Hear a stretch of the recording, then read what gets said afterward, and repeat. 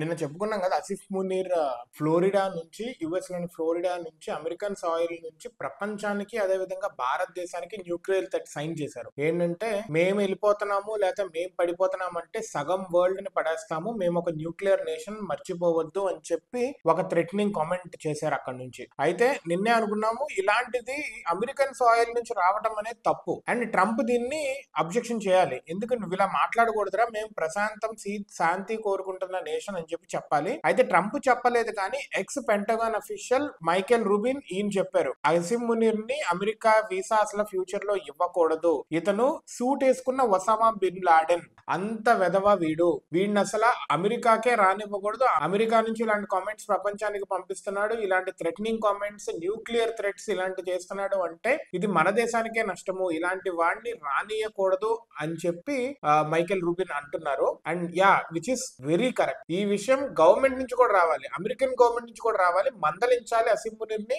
అదే విధంగా some action should be taken against this. అలాంటి కంట్రీతో ఫ్రెండ్లీ నేషన్షిప్, అందున మన ఫ్రెండ్లీ కంట్రీ లైక్ యుఎస్ అనేది భారతదేశానికి ఫ్రెండ్లీ కంట్రీ నుంచి ఇలాంటి థర్డ్ కంట్రీ కామెంట్స్ పాస్ చేయడం అనేది చాలా డిస్రెస్పెక్ట్ఫుల్ అండ్ డిస్ట్రెసింగ్ గా ఉందని చెప్పి మన ఎంఈఏ వాళ్ళు, మినిస్ట్రీ ఆఫ్ ఎక్స్టర్నల్ అఫైర్స్ వాళ్ళు కూడా అంటున్నారు. కరెక్టే కదా, మన వాళ్ళు ఒక ఫ్రెండ్లీ కంట్రీ నుంచి ఇలాంటి కామెంట్స్ ఎక్స్పెక్ట్ చేస్తారా? చేయరు. ఇది పాకిస్తాన్ అమెరికా నుంచి చేసిందంటే అమెరికా అబ్జెక్షన్ చేయాలి. వాళ్ళు సడన్ గా చేసేసి ఏదో న్యూస్ లో వచ్చేసినా కానీ later nation should take action against it. అరే తప్పు వాడు చేసిందని మందలించాలి, మీడియాకి చెప్పాలి, భారతదేశానికి కూడా చెప్పాలి, మీరేమనుకోవద్దు వాడేదో ఎదవా అలా మాట్లాడేశాడు, మా కంట్రీ పాలసీ మాత్రం అది కాదు అని చెప్పి it should give clarification for sure, ఆర్ఎల్స్ అది యాక్సెప్ట్ చేస్తున్నట్టు. ఇప్పుడు ఎక్స్ పెంటగాన్ అఫీషియల్ చెప్పాడే కానీ కరెక్ట్ గా ఎవరైతే పెంటగాన్ లో ఇప్పుడు వర్కింగ్ అఫీషియల్స్ ఉంటారో, రిపబ్లికన్స్ ఎవరైతే ఉంటారో వర్కింగ్ లో, వాళ్ళు కూడా చెప్పాలి, ట్రంపే కూడా చెప్పాలి కుదిరితే. ఎందుకంటే ట్రంపే కదా పిలిచి భోజనము, డిన్నర్, లంచ్ అన్ని పెడుతున్నాడు ఫుల్ గా. వీడి బేస్ పాకిస్తాన్ లో పెట్టుకోవాలి, అమెరికన్ బేస్ అని చెప్పి వాడు ఏం వాగితే దాని కోతలు కూస్తున్నాడు,